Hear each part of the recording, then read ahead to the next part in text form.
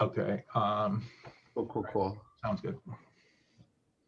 Well, I have some questions. I Sure. wanted to know about, I don't know that much about non-binary Mm. gender. It seems, is it fluid that you decide, or you're just always they, them, or sometimes you're feminine, or sometimes you identify as masculine? How does it work? Yeah, that's a great question. Okay, so I will talk macro first a little bit. So there are some, because I don't want to say like how I live my life is the same for other non-binary people, how people identify, blah, blah, blah. So there's some non-binary people who are like, yes, they're like mostly they, them, and then like other times, some I've seen this with, as we say, cis people, where it's like they're feeling more masculine that day or feminine, or the way that their gender expression through their fashion is perhaps, changes from day to day. I would say the same is also applicable for a lot of trans and or non-binary people. I would say the same for myself as to, also. I generally use they them pronouns. Like I'm currently living back in the South with my parents. COVID, I was in New York for university, blah blah blah. I'll like of course answer to he. It's just at a certain point it gets exhausting having to correct everybody. Oh, actually, I'm they. It's just like if I don't know Yeah. them, it depends. It depends. You got to pick your battles. I think people can relate to that in all different kinds of ways. Yeah. Um, but okay, so there's that in terms of fluidity. And then I would say, even as a kid, I would say, in my own terms, I felt 50-50 masculine, feminine. I always felt that way. I had identified that within myself before I'd realized that I was like queer or gay or whatever you want to call it. That was like more apparent to me because as a kid, I grew up in Indiana, very set gender binaries, if you will. And I remember thinking like, well, I'm not either one. And I didn't have an interest in trying to be either one. And those are cultural norms and they shift from region to region. But so I would say I feel kind of 50-50, if you will. Some people say that they feel completely outside of it. That's one way of looking at it. Some people feel like they're in the middle. A lot of non-binary people, I don't say this, but I see many people talk about being neutral or feeling neutral. I have some problems with that, as if we're some, I don't know, like neutral being. I don't know. I have problems with that. But some people do talk about gender in that way, which I get. Those people I would say are more agender, like an atheist that's like, Yeah, like stands that. asexual or I would say agender. I feel like if we're talking about like a spectrum, I'm like somewhere in the middle, and it shifts. Like other time, like in the queer community, there's a term called butch queen. This comes from the voguing community, which is a dancing community, came out of New York, a bunch of queer people. So there's this category called butch queen, and at first it was, as we know, cis gay men who were kind of feminine, or they liked to dance, or they would even get up and drag. This term has since evolved to include butch lesbians, who are kind of in between masculine and feminine, and or like they're non-binary lesbians. That's a whole discourse there. But I identify a lot with the term butch queen because I feel I'm like you guys can't see, I'm like a very tall kind of, my body frame is like very burly, is I've been called a lumberjack many times throughout my life. But then like I have painted nails, I enjoy fashion a lot. I have some fun jewelry. So I kind of, sometimes it's extremes on the opposite end of the spectrum, and it's also in the middle. I hope that kind of gets to your question. Hopefully that's a starting place. A summary. Did you ever feel you were discriminated against, like in a job interview or? That's a good question. Um, not so much in a job.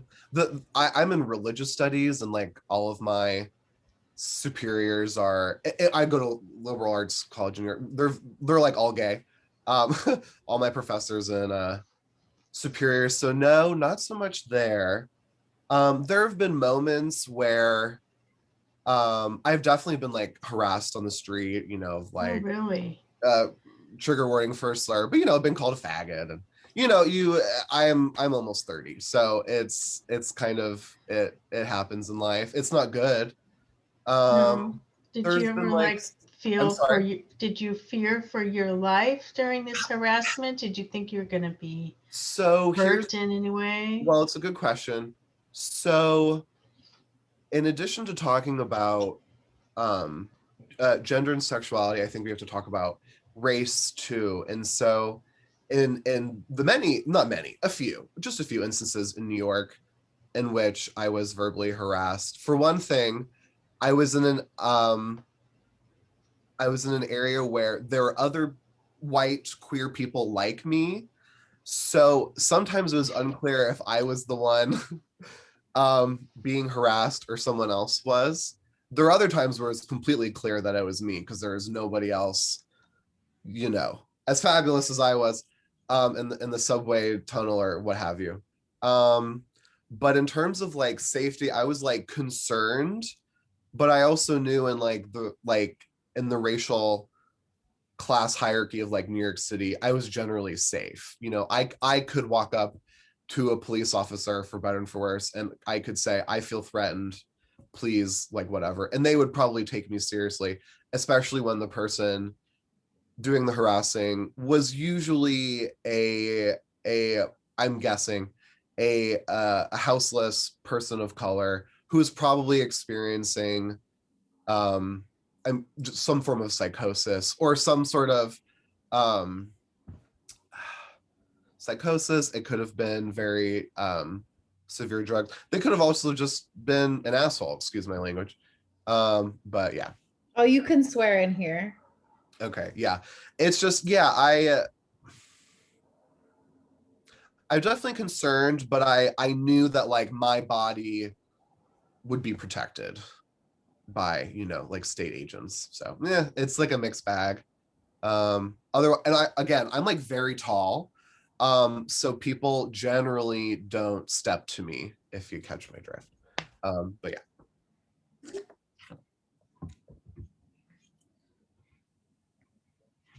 Yeah, thank you for answering the questions and being so Sure. open and honest. Oh, So, cool. Yeah, can you stand up and we can see how tall you are? sure. What's like, okay, here. You won't hit the roof. Because you're like 6 and some change. Wow. I'm 6'3", yeah. So Yeah, you are tall. and then I like to wear like fun shoes that usually have like a little bit of a lift. So it's like You're even taller. Ah, I'm gonna have you This is an come old house, over so and do stuff in my ceilings aren't that house. tall, but yeah. All right, I'll let other people ask questions. I do all the talking. I get that. I feel like I do so much talking, but I guess that's kind of the point for me here, isn't it? It is. You are the star. Yeah. Who would like to go next? Sydney or Sophia, you want to go? I can go. Some of them, my questions Lisa already covered, but obviously you mentioned that you are staying with your family right now because of COVID and all that stuff. So my assumption would be that you have a somewhat okay relationship with them. How has that changed since you discussed your gender and lack Oh, thereof? right. Okay, well, so I came out as like gay queer like almost a decade ago, which is wild to think about, and that was fine. My parents they've known gay people forever. They've gone to all kinds of things, have had gay friends. Both my parents have worked in healthcare. My dad's an endocrinologist, and he's been treating trans people with hormone therapy for like decades and decades and decades. He's one of the few people in our area who does it. So the whole like non-binary thing's like not a big shock or concern, or I mean, he like literally helps people transition.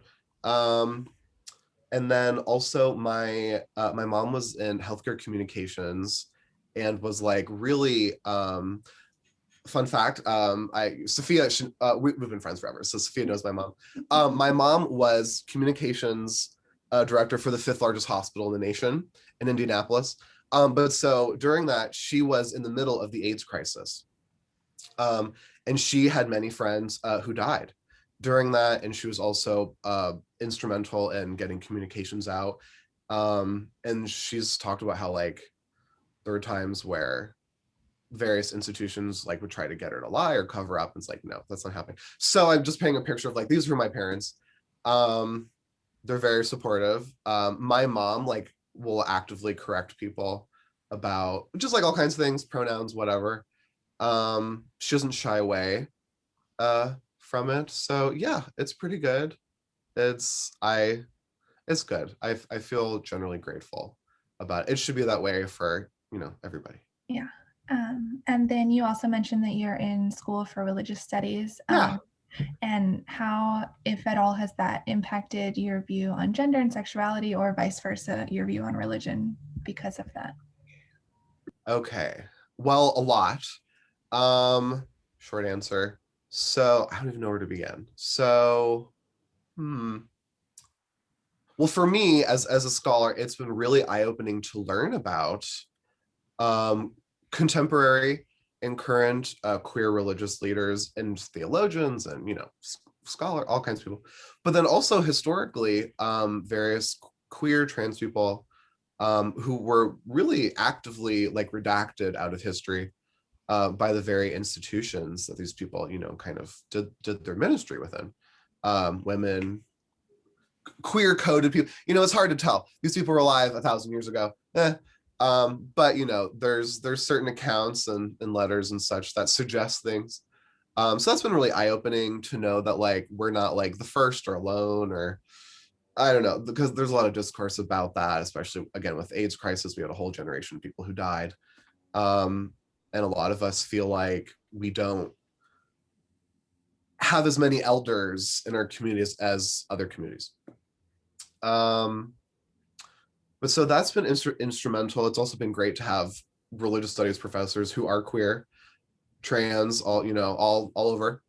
I think for me, like the biggest thing is that, understandably, in America, I can't speak for other countries, though I have heard things, but in America, there's so many gay people who, again, understandably, feel so alienated or even more like antagonized from whatever institution they grew up in. And it's like, of course, discrimination is real and it happens, and there's conversion camp, all kinds of things. I'm sure you guys have heard about that, at least for gay people, and they always have often have a religious slant. But nowadays, for all kinds of reasons, maybe because of COVID, but also before that, with in religious studies, there's a group called SBNRs, spiritual but not religious people, and it's the fastest and largest growing group of spiritual religio people in the United States, and a lot of them are turning to like mysticism and like other kinds of of other religions. And there's like a resurgence of like queer people kind of like getting back into religion, which is nice, because people just like have a knack for ritual. And again, I'm sure that's been discussed in social work in some way, in terms of like healing and reconstitution of the self, all kinds of things. But it's been important to learn that like that like queerness and or like queer people and like religion and or like religious institutions are not like mutually exclusive. Like they can be interacting. I don't know if that was too No, that was awesome. Thank you. Out of curiosity too, which doesn't really have a lot to do with this, but are you studying like Eastern religions, indigenous, Western? So I've dabbled. I would say my school and my professors, their whole deal is pluralism. shockingly.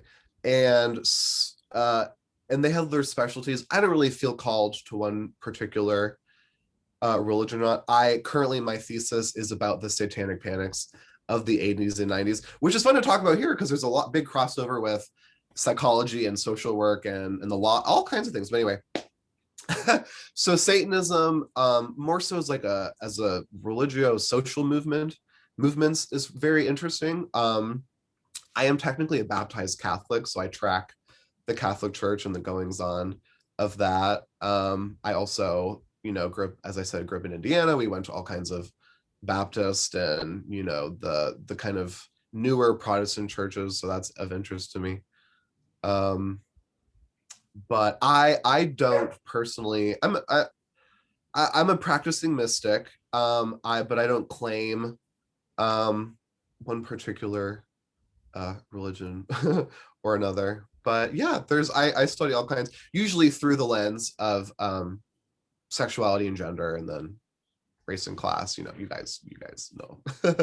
Awesome. Well, thank you for letting us pick your brain today. Thank you.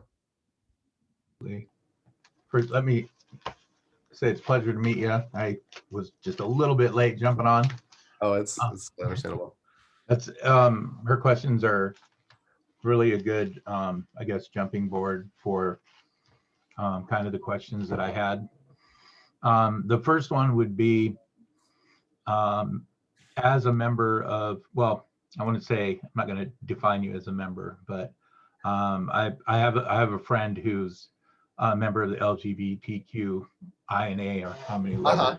And when I spoke with him, he was his kind of main premise is that just because all these letters are stuck together, each culture is so different, and that it doesn't mean that they get along with each other. Oh, totally. Oh, for sure. It's kind of like the jock, preppy, metalhead, whatever club.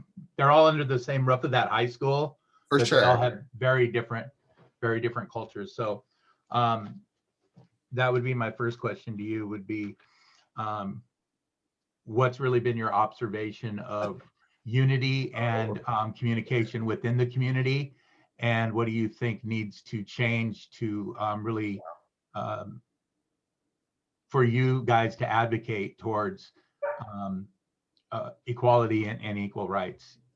I'm jumping off that because I know that when they talk about AIDS and that movement was responsible for saving lives, and it was because they were loud and because they had a central act up. Yeah, right. Act up, fight AIDS. Yeah, for sure. Right. For sure. And so what's your thoughts on that?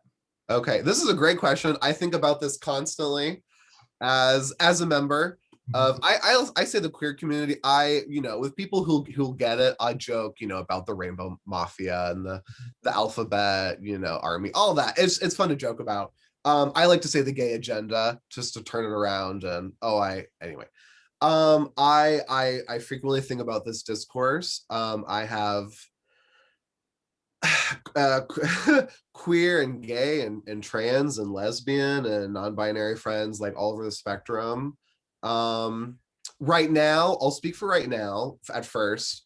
Right now, and for the past few years, I would say since we're post marriage equality, and HRC human rights campaign kind of did its job of passing that legislation, and I'm glad it did for a lot of legal reasons, for sure. Obviously, it's not solved everything, and so even before that happened, there are institutional critiques of HRC and other NGOs, blah blah blah, of really solely focusing on really same-sex marriage, the marriage of cisgender gay, which is fine, but kind of to the detriment of the trans community, which was at the time and still is facing many legal hurdles. I'm sure you guys have heard at least a little bit about the various bathroom issues. Also, it's spilled out into the UK. There's so many TERFs there for some reason. I don't get it. But anyway, so there's there's been a kind of privileging within our overall community, the umbrella, which I agree with what you say.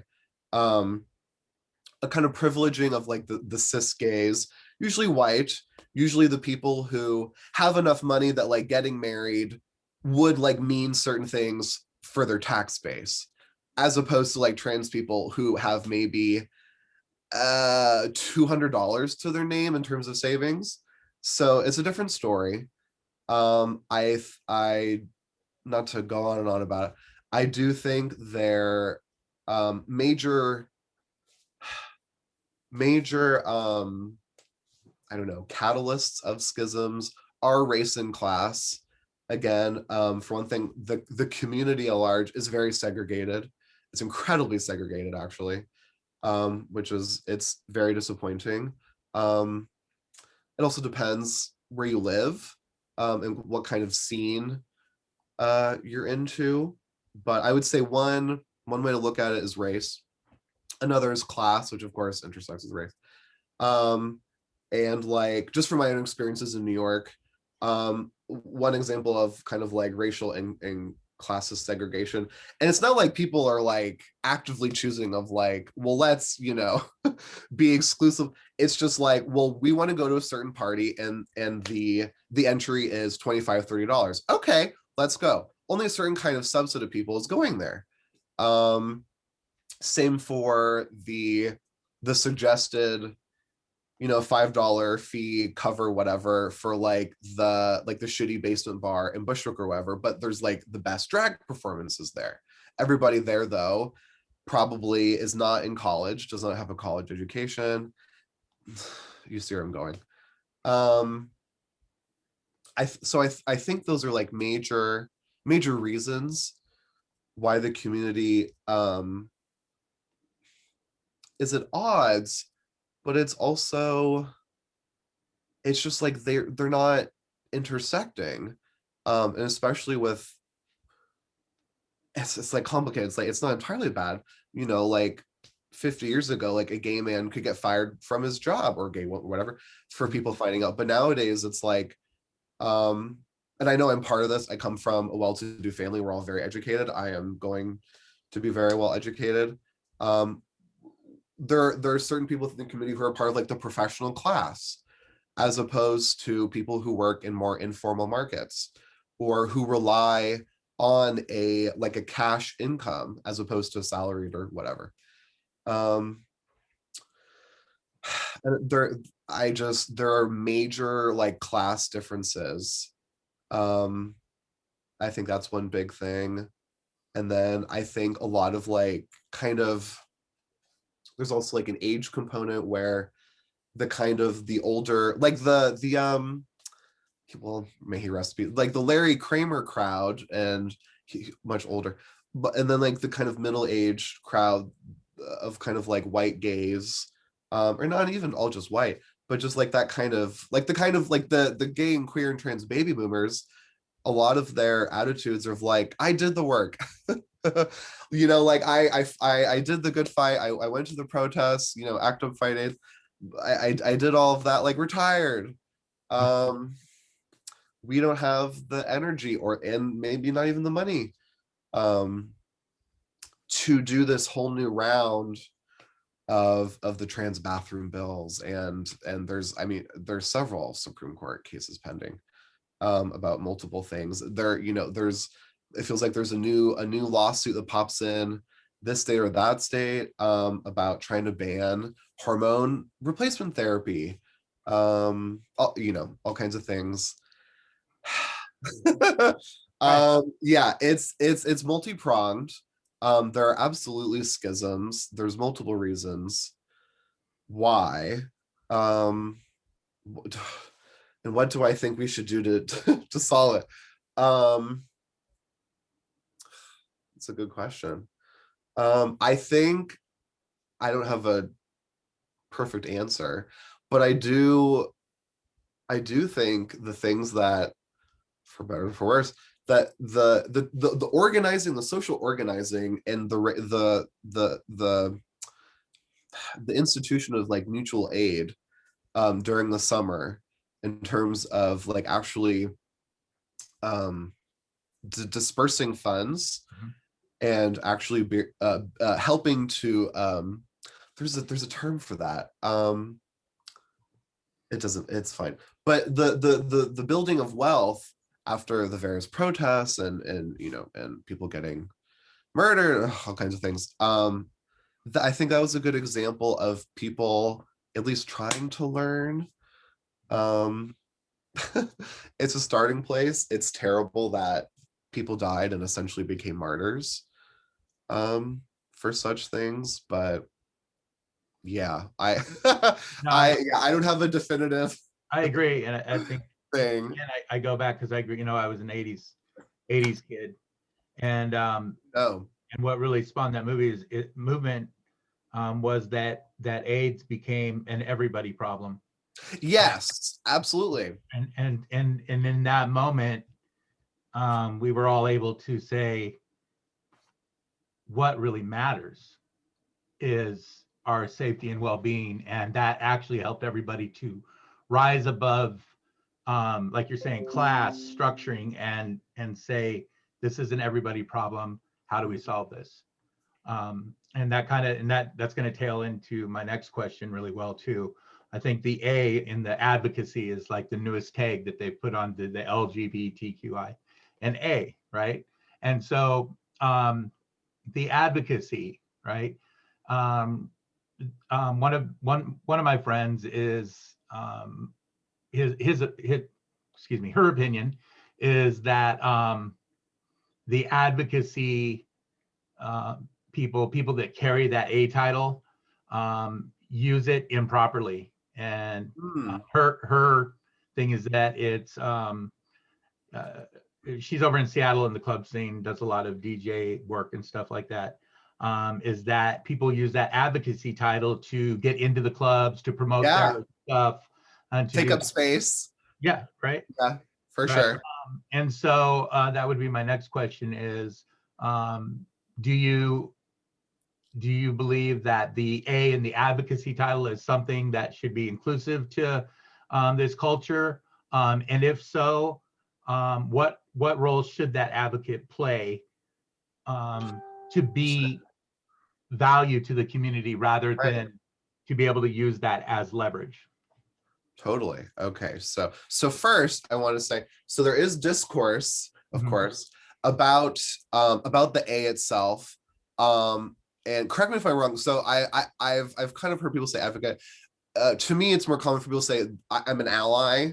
Is this kind of comparable? Okay, cool. Yeah. So okay, so there's that. There are also other people who say that the A stands for asexual people, which I also, as a slight aside, I find interesting that kind of, again, we're talking about like a community that's defined by sexualities and genders, and that like there's discourse about like, well, like should asexual people be part of this because like the absence of all of that, but then some people say, well, like, they're not straight, anything. Anyway, I just wanted to add that as a footnote. But anyway, Right. so the ally thing, I do think about that quite frequently. Um I yeah. It's good to foster partnerships and build community, as people say. And you're not gonna like get rights if it's like just you you and your community doing that. I have a very politically involved family. I'm well aware of building coalitions. Mhm. So I know it's important. um but there I'm trying to think of a good example. We'll see if that happens. But allyship is important. But yes, there and I don't see it that often anymore. I would see it here and there, where people would claim to be allies and maybe kind of like the queer music area, and that was almost kind of the woke version of like gay baiting, where like musicians or whatever like don't exactly pretend to be gay but kind of imply it to build a fan base. There are certain public figures in all arenas who like bill themselves as being advocates or allies of the queer community. Some I think do a more effective job than others. I'm biased, but like, for example, like Lady Gaga does a great job. Like she actually has a foundation that actually helps people. As opposed to like, I don't know, like this is just for example, as opposed to somebody like Taylor Swift, who and she's fine, like whatever. But so she released this music video like a year or so ago that was basically kind of like directed at like homophobic like Trump people, that like cast them as these like backwoods hicks. And it's like those aren't the people passing laws against us. But anyway, but like she kind of uses all these like fabulous like to us like famous like gay and queer and like drag queens as like, look at me, like, you know, look at all my gay friends, you know, frolicking through this music video and like, haha, like you're just homophobic haters. And it's like at one point it's like, you know, I'm thinking of like the people from Indiana who are like watching and listening to her and like, oh well, you know what, maybe I will be okay with gay people because she is, I don't know.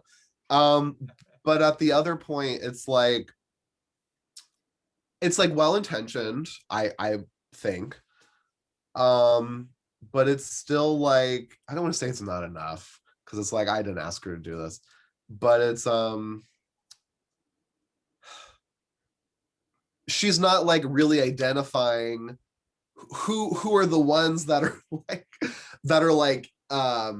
systematically like oppressing us. Not really more so much me personally, I'm pretty privileged, but like the trans people who, you know, can't go to the bathroom without worrying about, you know, like getting arrested, or the trans woman who's like just like going to work and like because she's being profiled by a cop who thinks she's a sex worker, like throws it into jail or whatever. Like the the stupid dumb hicks aren't the ones drafting the laws that are then affecting her. But anyway, so that's like an example of like she's almost there. She's kind of there. And I get it's a music video. She's trying to be good and not piss off, you know, corporate interests. But yeah, I don't know. Okay, so what should allies do? I think, going back to what I was saying, like there should be more like institutional engagement, you know, contacting local representatives, especially ones who are Republicans, because they love to say, well, my constituents don't say this. Well, that's fucking bullshit. Excuse my language. That's like one way to like actually to at least try. I'm not going to say it's gonna, you know, everything's magically gonna happen because you called your senator or whatever. But those are things that help. Trying to think of like concrete things. I don't know. There's a lot of it is kind of like strategic, like in-person, like immediate action stuff. Like you see you see or hear somebody getting misgendered, you swiftly correct the person. You don't make it a big thing. You just say, well, actually, blah, blah, blah. Oh, okay, you move on. Or somebody is talking about, and again, you know, this kind of presupposes a specific set of knowledges, but still, you know, you hear somebody spouting off about like a ridiculous law, and you happen to know, but well, actually, because as I have found, like as a queer person in the world, some people will like automatically discount you because of who you are. I'm sure some women here can relate to that.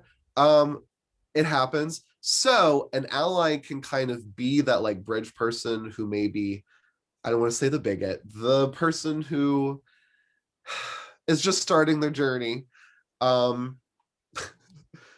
will see themselves more in the ally who is straight or whatever, and will be more keen to listen to them about all that kind of thing. And I do kind of think like immediate action, like one-on-one personal intervention does work. And I found that in my research with satanic panics, which of course is connected to QAnon, and which we know is a ridiculous conspiracy. Very since the Capitol and all that, various former QAnon people have come out saying, you know, they've like disavowed their beliefs, blah, blah, and they've said that the most effective way for them to kind of disengage from it was somebody they knew and related to, who talked with them one-on-one and took them seriously and answered their all kinds of things.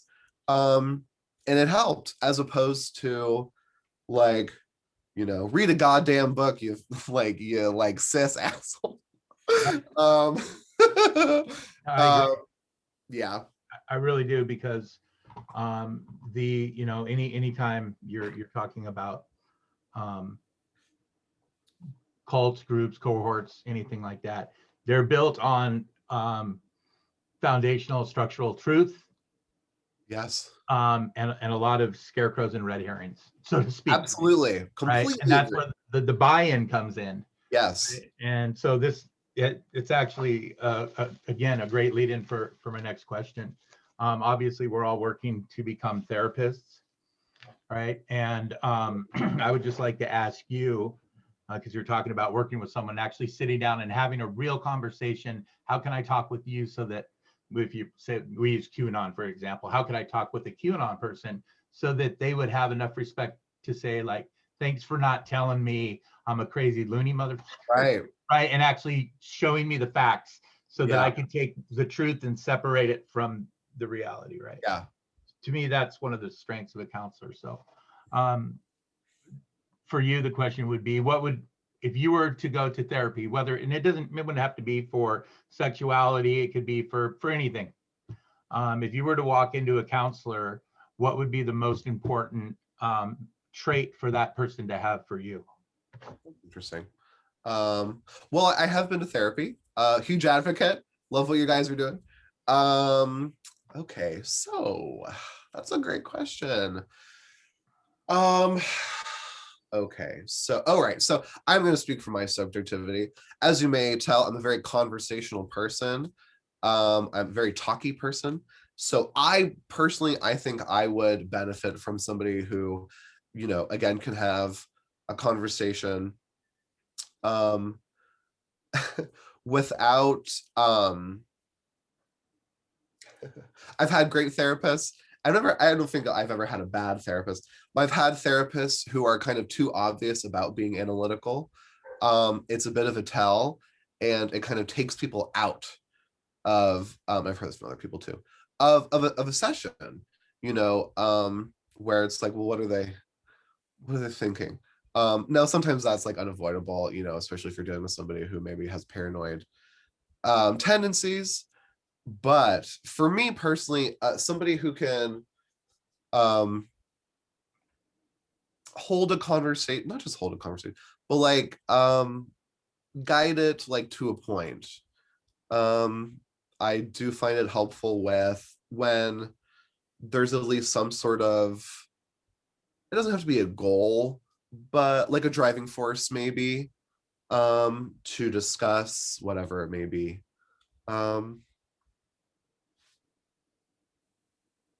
Yeah, I'm trying to think of like any little things.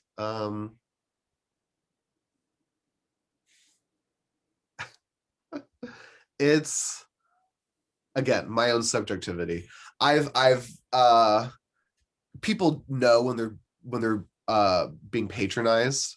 And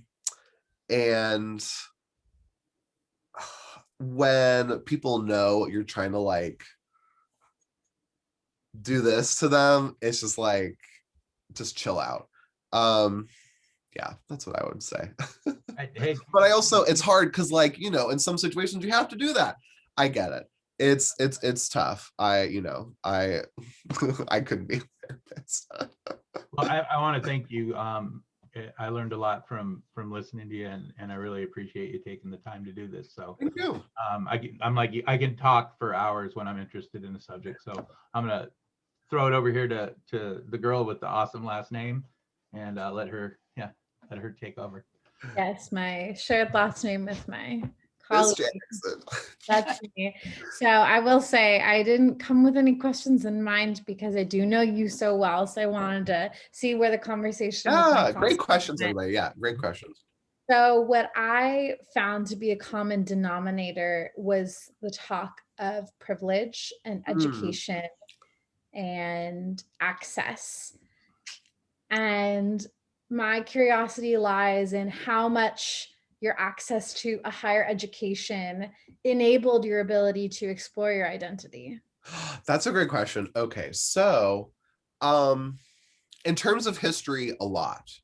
But I will say that a different kind of access helped me as a teen, which was access to the internet um, and various websites where queer people just like happened to congregate. I'm thinking of like Tumblr, which even nowadays has a very clear slant, even though it's kind of in this recent years, a kind of scrubbing of various content. But so as a teen, I grew up in West Virginia, living in West Virginia, very heavily wooded area, not metropolitan at all. So, and not a whole bunch of gay people. There were some gay people in my high school. We were so vastly different, and just like a great example of like, just because you're gay doesn't mean like you have to be similar or even like each other. But so as a kid, internet access was like huge, because like you could socialize with and make friends online, and I had like pen pals, like we would send each other letters, and it was like all kinds of I'm like in contact still with like people I've known for like more than 10 years, which is crazy to think about, and have like met people, all kinds of things. So there's that. So that was in terms of like coming out and like being more comfortable and like feeling like I had a community, as opposed to being this like lonely gay kid in the woods. That was instrumental. And then kind of in college, similar in that like higher education, especially with Sophia and our university, it was so gay, so gay, so gay. I mean, it was an incredibly queer, I don't even know how to explain it. I just remember when I got a tour of the campus. So gay. Oh my God. And my mom, who like, her name's Karen. And we love Karen. We do. My mom is so Karen. But I just remember her leaning in and being like, he's just fabulous. I'm like, well. Yeah, that's the new school. But our university is so queer coded. Yes, it is. For those who don't know, Parsons School of Design is part of the new school, like the famous fashion design school. So that's part of it. But then like other parts of the school are very gay too. Like again, like for however it happened, like my department, religious studies, and it's just very gay. It's New York City, it's in the Village. So it's like, it's par for the course. But in that way, access to higher ed, yes, but then also specifically like the new school, because it's so gay, was instrumental. And like I was part of one of the few officially recognized student organizations called the Queer Collective. We put on events. I like emceed various events. It was great. And that was like kind of like a launching pad for me to go into the social justice committee, which was run by like all of like the higher up admins. So that was great, and especially in terms of access. Like I can now say very proudly that one of my colleagues is now running for mayor of New York City. Her name is Maya Wiley. Really? So yeah, she's running for mayor. She has a chance. I mean, she got a good endorsement recently, so that's exciting. But so it's a good example of access, right? Of how like me going to the school, and I did get some good scholarships, despite my dad being a doctor. I think being such like an anomaly from like being from West Virginia, I doubt there's that many applicants to the new school in New York City from West Virginia, though I did meet one or two people from West Virginia, but still tiny minority. Yeah, they're definitely after me. I had good test scores and papers and stuff, but the access was definitely crucial. And then also